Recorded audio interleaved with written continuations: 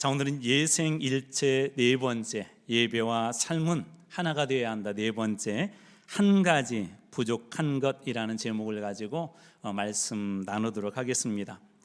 우리 지난주에는 목숨 걸고 예배 드렸던 그 다니엘의 그 삶을 통해서 저희들 말씀의 은혜들을 나누었습니다. 왜 목숨을 내어놓고 그는 예배를 드렸을까? 그렇게 예배드리면 죽을 줄 알면서도 예배를 드렸을까라는 그 부분에 대해서 나누면서 다니엘에게 있어서는 목숨보다도 예배가 훨씬 더 소중했기 때문에, 목숨 이상으로 가장 소중한 것이 예배였기 때문에 그렇게 드렸음을 말씀을 통해 보았습니다. 그는 하나님을 살아계신 분으로 인정하고 그의 삶에서도 끊임없이 예배뿐만 아니라 삶을 그렇게 살아냈던 그런 사람이었습니다. 다시 말해서 그의 삶은 예배뿐만 아니라 삶은 예배와 삶이 일치된 그런 삶을 살았던 사람이 그 다니엘이었던 것이죠. 이런 사람들은 하나님과 인격적인 그런 관계를 끊임없이 유지하면서 함부로 살지 않습니다. 세상 속에 나가서도 함부로 행동하지 않습니다. 예배드렸던 그 감동과 기쁨을 삶 속에서도 끊임없이 투영해내고 이런 사람들은 살아내게 됩니다. 이런, 다시 말해서 삶과 그 예배가 일치한다는 것이죠. 오늘 본문에서는 나름대로 하나님을 잘 믿는 한 사람을 저희들이 만나게 될 터인데요, 그에게 어떤 일이 있었는지 우리 말씀 하나하나를 좀 살펴보려고 합니다. 오늘 말씀 속에 한 관리의 이야기를 잘 보여주는 한 이야기로 오늘 말씀을 시작하려고 하는데요, 2019년 3월 달에 그 미국에서 대학 입시 비리, 이것이 큰 기사화가 된 적이 한번 있었습니다. 일종의 스카이캐슬 그 사건인데요, 이 사건의 중심에는 헐리우드 유명 배우가 개입이 되었는데, 펠리시트 허프만이라는 분과 로우린이라는 그런 분이 있었는데, 이분들이 자녀들을 명문대에 입학시키기 위해서 수십만 달러의 그런 뇌물을 이렇게 제공을 했고, 이분들뿐만 아니라 많은 분들이 자녀의 대학 입학, 특별히 명문대학에 보내기 위해서 일종의 비리를 저지른 것이죠. 부정을 저지른 것이죠. 특히 이 중에 로우린이라는 분은 독실한 기독교인으로 알려져 있었고, 가족들 모두가 매 주일마다 주일 성수하는 교회를 다니고 있었고, 신앙생활하는 그런 모습이 얼마나 이렇게 아름답게 보였는지 언론에도 자주 노출되곤 했다고 합니다. 그러나 이 사건을 두고 언론은 이 로우린에 대해서 썬데이 크리스천, 주일에만 기독교인인 사람이다라고 그렇게 언론에 이곳저곳에서 말했다는 것입니다. 사랑하는 성도 여러분, 혹시 우리도 썬데이 크리스천, 주일에만, 그리고 예배드릴 때만 그리스도인은 아닐까요? 오늘 한번 그런 질문들 우리 스스로 한번 이렇게 던져보며 말씀을 좀 살펴보면 좋을 것 같습니다. 오늘 우리가 살펴볼 누가복음 18장의 부자, 그리고 이 한 사람의 관리였던 이 사람은 어떤 사람이었을까? 오늘 본문의 말씀의 18절은 이렇게 시작합니다. 18절 말씀입니다. 어떤 관리가 물어 이르되, 선한 선생님이여, 내가 무엇을 하여야 영생을 얻으리까? 여기에 어떤 관리라고 되어 있는데요, 이게 헬라어로는 아르콘이라는 말인데, 이건 다양한 곳에씁니다.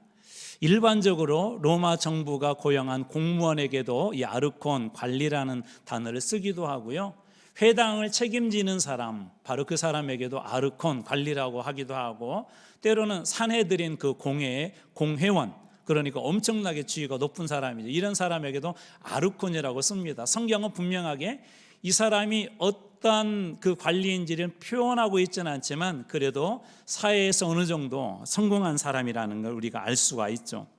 마태복음에서는 그리고 이 동일한 본문에 대해서, 이 사람에 대해서 그를 청년이다라고 그렇게 추가로 설명하고 있고요, 마가복음에서는 재물이 많은 자다, 오늘 본문에서는 부자다라고 이렇게 되어 있는데, 재물이 많은 관리이고 그는 청년이다, 이것을 종합해 보면은 그는 부유한 사람이며 동시에 성공적인 삶을 살고 있는 젊은 엘리트였다라는 것을 우리가 알 수 있습니다. 또한 그의 그 질문, 이 질문은 어떻죠? 예수님 앞에 이 관리가 와서 물어보는 그 질문이 제가 어떻게 하면 더 높은 자리에 오를 수 있을까요? 제가 어떻게 하면 성공할 수 있을까요? 제가 어떻게 하면 많은 돈을 벌 수 있을까요? 라고 하는 그런 세속적인 질문이 아니라 제가 어떻게 해야 영생을 얻을 수 있겠습니까? 상당히 이 어떤 믿음에 대해서 또 영생에 대해서 갈구하고 있는 그런 질문을 합니다.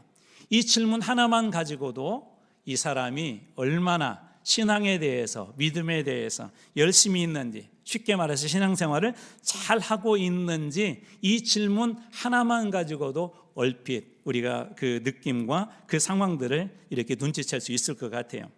그런데 예수님의 반응은 의외였습니다. 19절 말씀입니다. 예수께서 이르시되 내가 어찌하여 나를 선하다 일컫느냐? 하나님 한 분 외에 선한 이가 없느니라. 예수님이 뭐라고 말씀하시냐면 어떻게 해야 선한 선생님 어떻게 해야 영생을 얻겠습니까? 라고 질문했는데 예수님은 의외의 답변을 이렇게 하세요. 그러면서 하나님 한 분 외에는 선한 이가 없다라고 그렇게 이야기합니다. 이게 무슨 얘기냐면 이 부자 청년의 그 질문이 선한 선생님 그렇게 시작을 했잖아요.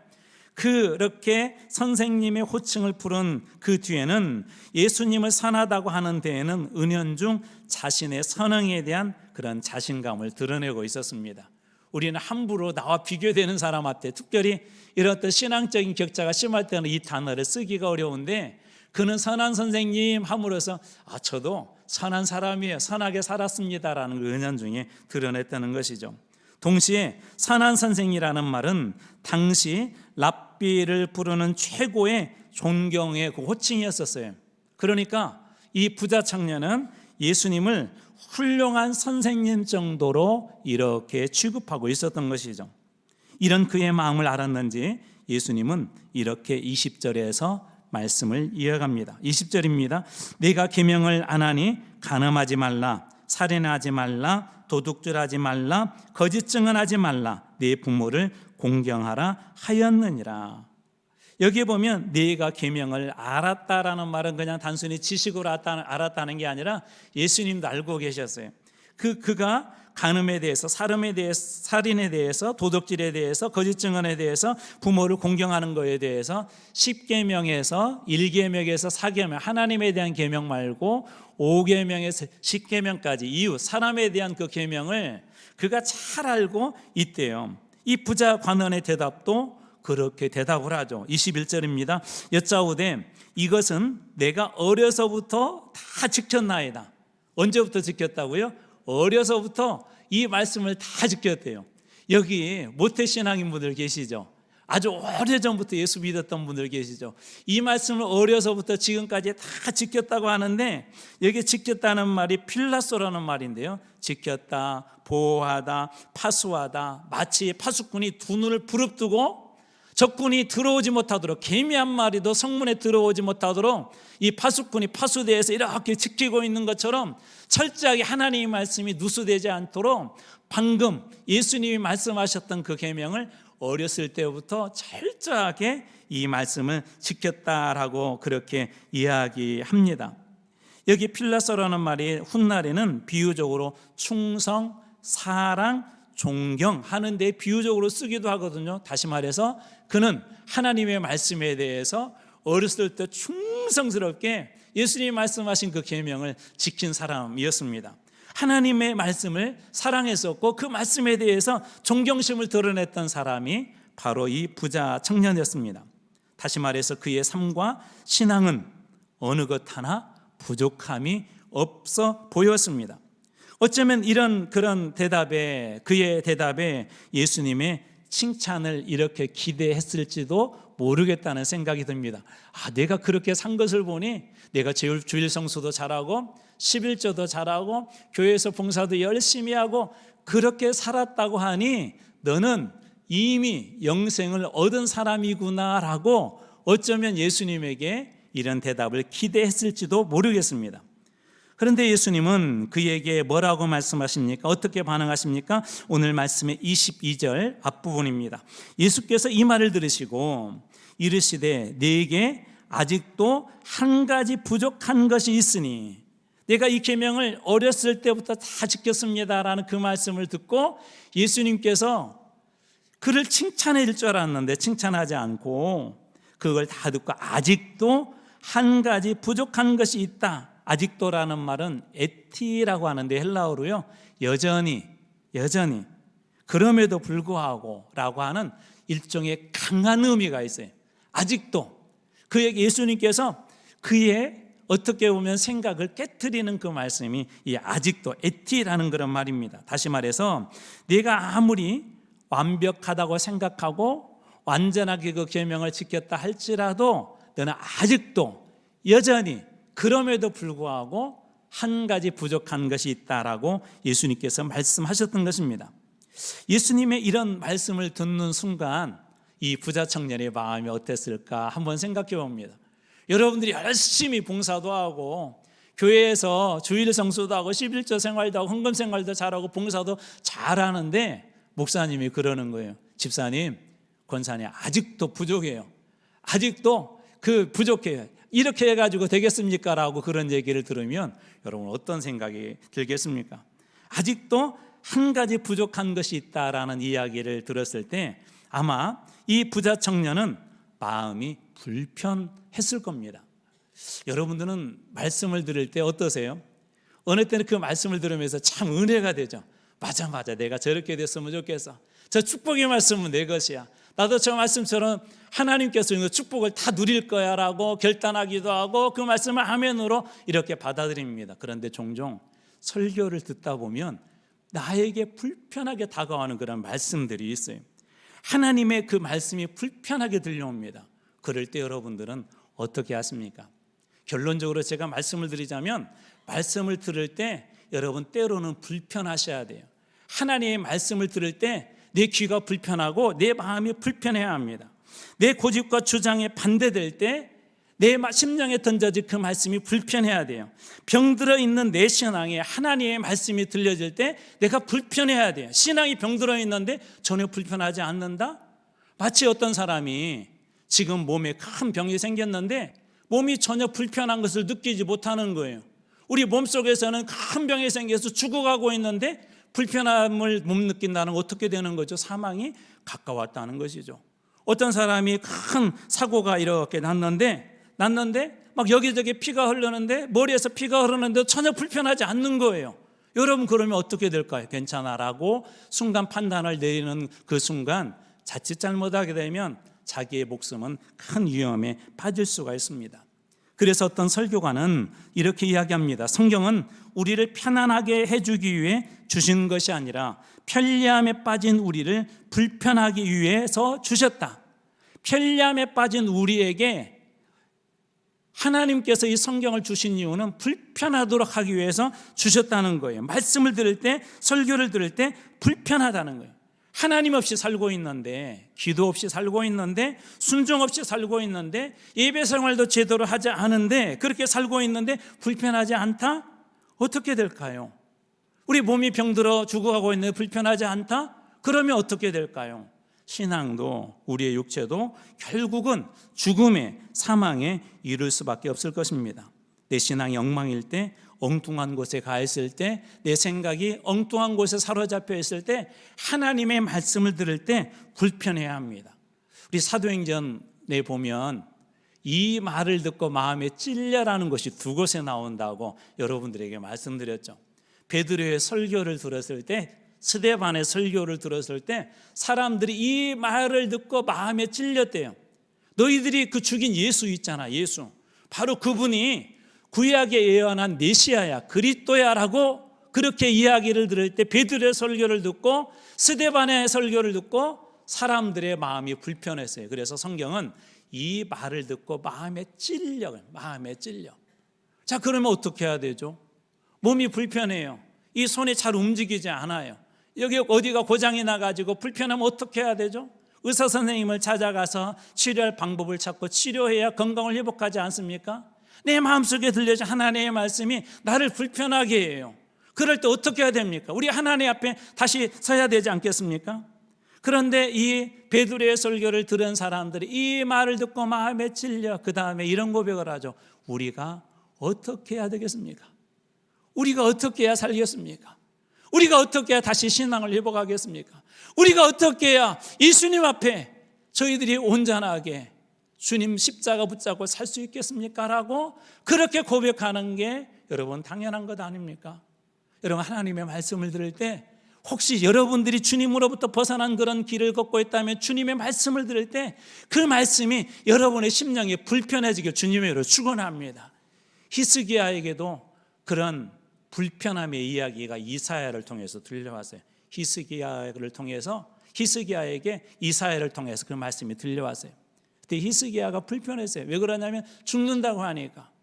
여러분 그러면 그때 어떻게 해야 돼요? 살고 죽는 것을 우리의 힘으로 할 수 없는 것이죠.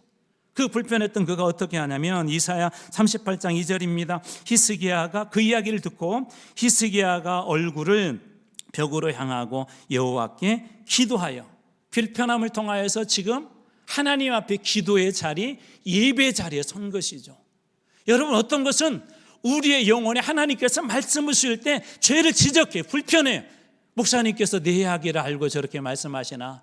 아니면 지난 주간에 내가 이렇게 했는데 그거에 대해 아니에요. 성령님께서 여러분에게 그렇게 말씀하시는 거예요. 너 그렇게 가다가 죽는다 말씀하셨을 때 우리는 그 불편함 속에서 어떻게 해야 되죠? 히스기야처럼 벽면을 향하여 세상의 소리 다 끊고 오직 주님의 이야기만 듣겠습니다. 세상의 말 듣지 아니하고 주님 말씀만 듣겠습니다 하고 하나님 앞에 설 때, 다시 기도의 자리에 설 때, 예배의 자리에 설 때 그 불편함들이 사라지고 그곳에 평화가 임하고 그곳에 임재하신 주님으로 말미암아 우리의 신앙과 내 삶과 우리의 가정과 직장과 교회가 다시 살아나는 것입니다. 사랑하는 성도 여러분, 여러분들이 말씀을 들을 때 한 번도 나는 불편하지 않다 그러면 여러분 다시 한번 그 영적인 부분들을 점검해 보셔야 합니다. 무감각해져서 혹은 이게 죄인지도 모르는 영적 무감각에 사로잡혀서 그러한지 한번 살펴봐야 한다는 것입니다. 불편함을 통해 오히려 내가 서야 될 그런 자리를 붙잡을 수 있도록 서야 설 수 있도록 주님께서 그런 은혜를 주신 것입니다.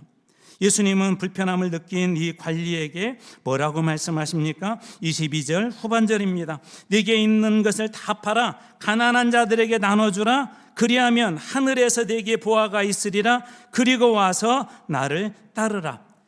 히브리인들은요, 유대인들은 동사가 중요해요. 세 가지 중요한 동사가 등장합니다. 첫 번째, 네게 있는 것을 다 팔아라는 팔아. 이 말은 현재 내가 의지하고 있는 것, 의존하고 있는 것을 포기하라는 의미예요. 다 팔아. 내가 지금 의지하고 있는 거, 이 부자 청년이 의지하고 있는 게 뭐라는 걸 알 수가 있죠? 재물이라는 걸 알 수가 있죠. 그다음에 두 번째로 가난한 자들에게 나눠주라라는 표현이죠. 나눠주라. 이것은 자신만을 위해 쌓은 것을 남들과 나눠라는 거예요. 너만을 위해서 사용하지 말고 남들과 나눠라는 것입니다. 그리하면 하늘에서 네게 보화가 있으리라. 그 다음에 말씀은 이렇게 이어집니다. 그리고 와서 나를 따르라. 자, 그러니까 팔아라, 주어라, 따르라 라고 이렇게 이야기하는데, 이 따르라는 것은 이제 나와 함께 동행하자라고 하는 예수님의 명령이자 그 권유입니다. 왜 팔고 나누라고 했을까요? 이 부자 청년에게 왜 그 모든 재물을 다 팔고 그리고 나누라고 했을까요? 그것은 그가 하나님보다 이것을 더 사랑했기 때문에 그렇습니다. 재물을, 물질을 더 사랑했기 때문에 그렇습니다. 다시 이야기하자면, 다른 말로 하자면 그는 하나님이 아닌 재물을 우상으로 삼고 있었던 것이죠. 율법적으로는 사람들에게는 잘했어요. 왜 예수님께서 이 사람에게 율법 1계명에서 4계명도 다 포함해서 그렇게 이야기를 했으면 좋을 터인데 왜 안 했는지를 우리가 알 수가 있죠. 바로 1계명에서 4계명까지 하나님을 사랑하라 하는 이것을 잘못 지키고 있어요.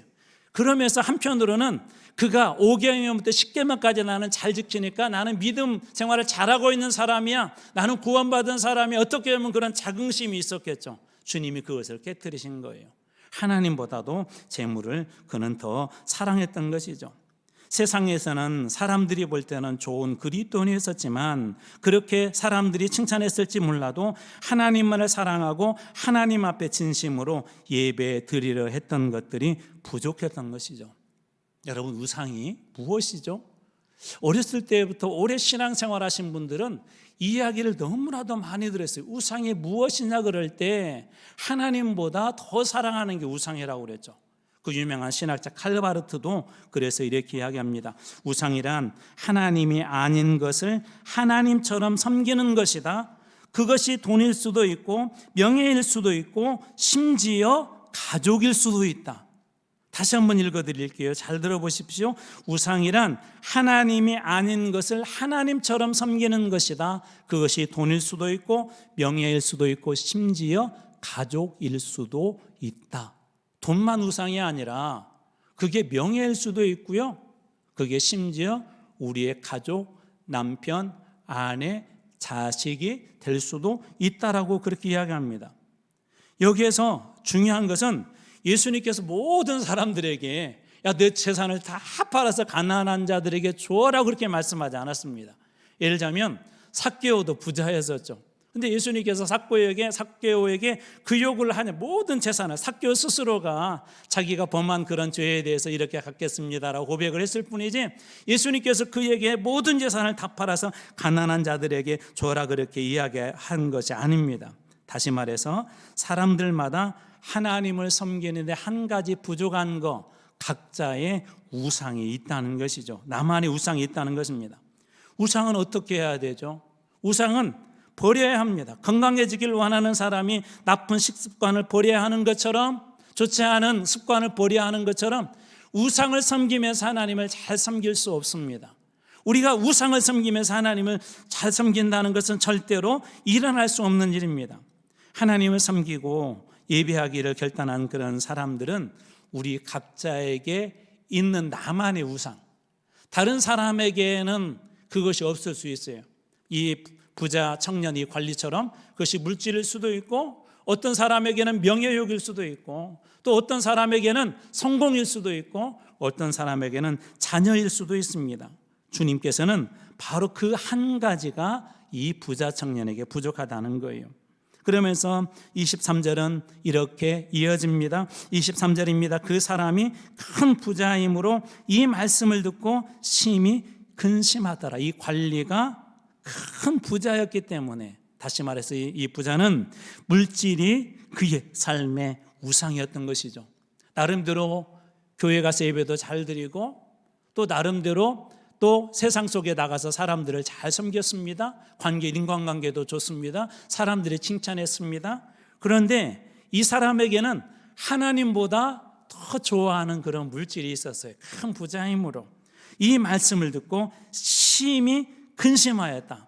심히 근심했다는 말이 헬라어로 페리리포스라는 말인데요, 사방으로 슬픔이 둘러싸여 있는 상태를 이야기해요. 이 한 이야기 때문에, 예수님이 전해준 이야기 때문에 모든 자기의 그 삶이 큰 슬픔, 근심으로 둘러싸여 있는 그런 상태가 되고 만 것이죠. 마가복음 10장 22절에는 이 평행 본문을 이렇게 이 말씀으로 전하고 있는데요, 그 사람은 재물이 많은 고로, 그렇게 되어 있고, 이 말씀으로 인하여 슬픈 기색을 띠고 근심하며, 이번에는 이렇게 동작까지 들어있어요. 가니라라고 되어 있습니다. 가니라, 아펠텐이라는 그런 말인데 이건 이런 거예요. 다시는 돌이킬 수 없는 상태, 완전히 떨어진 상태, 완전히 그것으로부터 분리되어져서 다시는 돌이켜서 연합할 수 없는 그런 상태, 바로 이게 아펠텐, 간다는 그런 말입니다. 다시 말해서 그는 영생을 예수님 앞에 와서 구했지만 그 영생의 구함에 대해서 자기가 더 사랑했던 그런 재물 때문에 다시는 그 영생 안으로, 예수님의 은혜 안으로 들어갈 그 모든 기회를 다 버리고 물질을 쫓아서, 우상을 쫓아서 완전히 돌이킬 수 없이 떠난 그런 상태에 이르렀다라고 그렇게 성경은 이야기합니다. 오늘 우리 각자에게도 이 한 가지 부족한 것들이 있습니다. 그건 저도 있고 여러분들에게도 있습니다. 예수님을 따르는데 우리들에게도 우상이 있어요.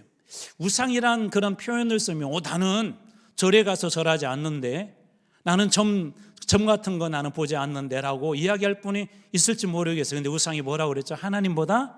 하나님처럼 내가 그것을 섬기는 거, 사랑하는 거, 하나님보다 더 사랑하는 게 우상이라고 그랬죠. 우리 대한민국, 우리 한국은 좀 특이한 문화가 하나가 있어요. 체면 문화라는 게, 체면 문화. 이 체면 때문에 여러분들도 어떤 걸 이렇게 해야 되는데 못하는 그런 경우들이 있죠. 이 체면 문화가 우리들 가운데 있는데요. 2020년 코로나 이렇게 19가 시작되었을 때 많은 교회들이 온라인으로 예배를 드렸어요. 그때 예배를 드릴 때 몇 % 정도가 예배를 드렸을 것 같아요? 자, 예를 들어서 100명이 평소 때는 교회를 나오는데 온라인 예배를 드리게 되면서 그 퍼센테이지가 40%로 100에서 40명으로 줄었대요. 많은 사람이 줄었대요. 그래서 그 이유를 이렇게 조사를 해봤대요. 왜 평소 때 이렇게 오프라인으로 예배 드릴 때는 예배를 드리면서 왜 온라인으로 예배 드릴 때 당신은 안 드립니까? 나머지 60% 분들에게 물어봤더니 아이고 교회 이렇게 체면 때문에요. 저 안 나가면 그 사람이 또 왜 안 나왔냐고 그럴까 봐요 라고 그렇게 사람들이 이야기하더랍니다. 사람들에게 교회 나가기가 습관이나 사회적인 체면인 것이죠. 여러분 이처럼 체면이라고 하는 우상들도 우리들에게 있어요.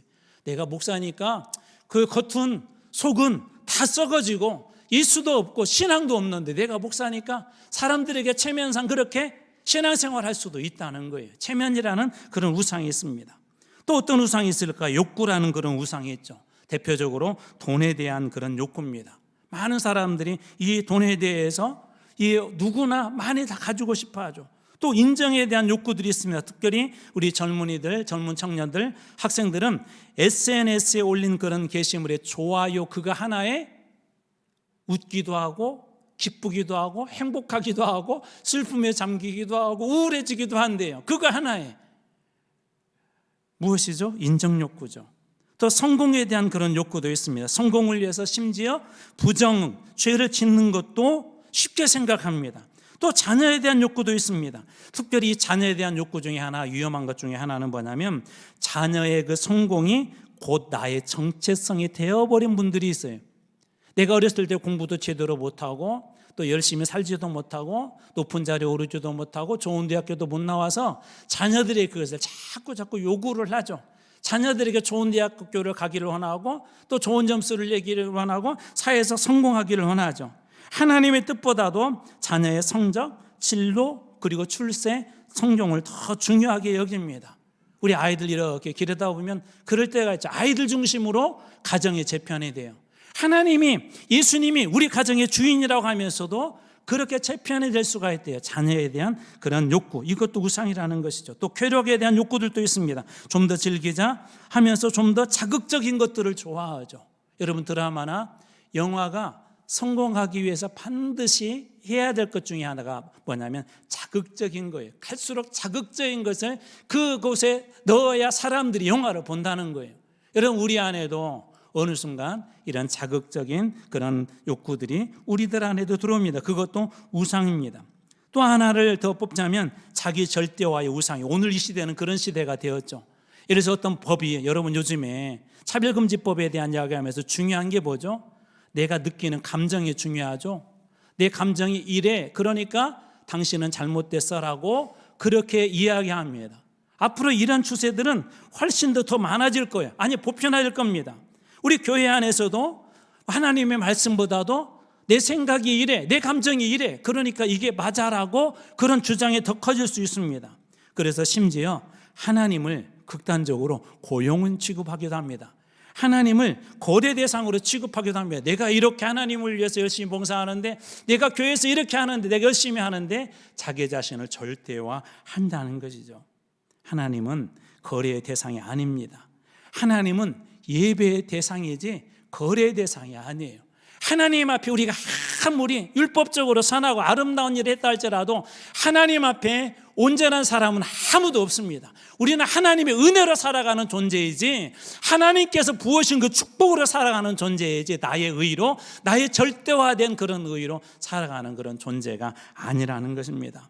사단의 전략이 무엇인 줄 아십니까? C.S. 루이스는 그것에 대해서 이렇게 이야기합니다. 악마는, 사탄은 인간이 하나님을 거부하게 만들 필요가 없다. 단지 하나님보다 다른 것을 더 사랑하게 만들면 된다.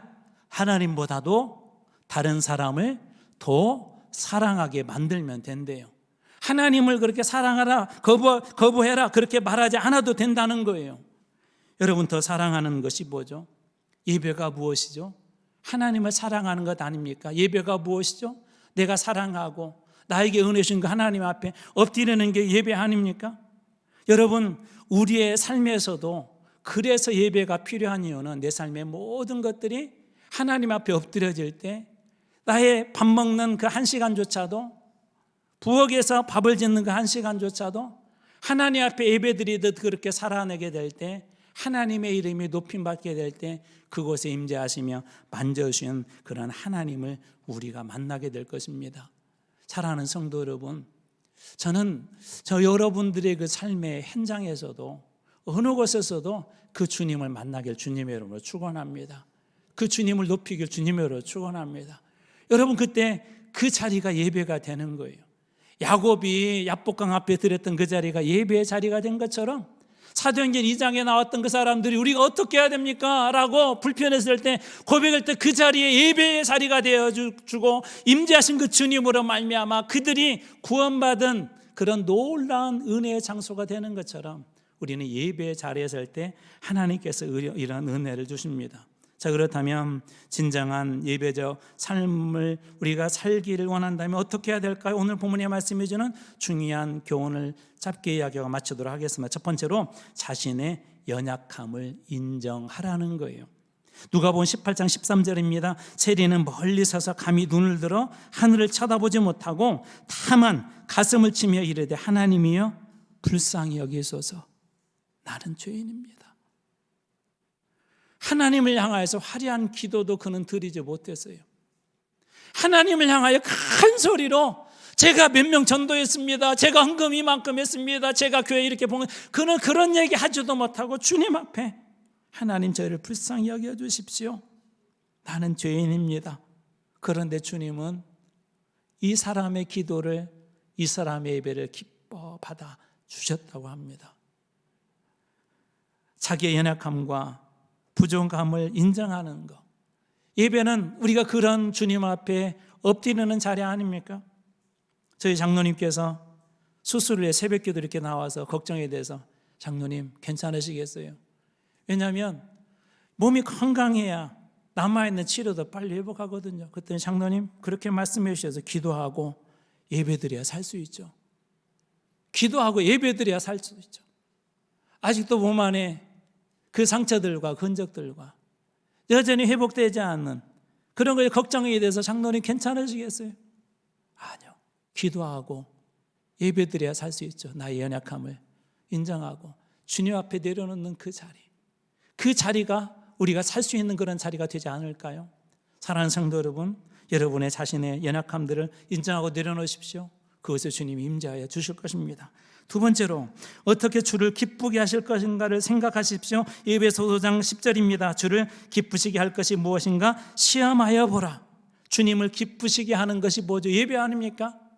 여러분의 삶 속에서도 주님을 내가 어떻게 하면 기쁘게 했을까? 이런 상황에서 내가 어떻게 주님 기뻐하실까? 내가 저런 상황에서 어떻게 하면 주님을 기쁘게 할까? 그런 고민이 있다면 바로 그 자리가 예배의 자리가 될 줄로 믿으시기 바랍니다. 세 번째로 공동체의 도움을 받으십시오. 히브리서 10장 24절입니다. 서로 돌아보아 사랑과 선행을 격려하며, 돌아보아 그리고 서로 격려하며 공동체의 도움을 받아라는 거예요. 거룩하게 살려고 하고 예배드리며 살려고 하고 해도 내 삶에 어쩔 수 없이 다가오는 유혹과 시험이 있을 수 있어요. 제가 청년이었을 때 우리 안수 집사님 한 분이 우리 청년부 부장님이었는데 이런 부탁을 했어요. 사랑하는 청년 여러분, 저를 위해서 기도해 주십시오. 그래서 이제 승진이 얼마 남지 않았으니까 그 직장에서 더 높은 자리 올라가서 하나님의 영광 드러내게 해달라고 그런 기도 부탁을 할 줄 알았는데 그 집사님은 이런 기도 부탁을 했어요. 내가 자꾸 요즘 음란한 생각이 들어요. 자꾸 여자들 보면 이상한 생각이, 부끄러운 얘기죠. 여러분, 안수 집사님이 정말 신앙생활 잘 하시는 분이 어떻게 그런 얘기를 할 수 있을까요? 내 힘으로 안 되는 것들이 있어요. 혼자 기도해서 안 되는 것들이 있어요. 여러분 믿을 만한 분에게 공동체 우리 구역의 모임에 그 모임에 도움을 요청하십시오. 여러분 찬양 사역자 중에 박중호 장로님 저희 때 정말 유명했던 그 장로님이십니다.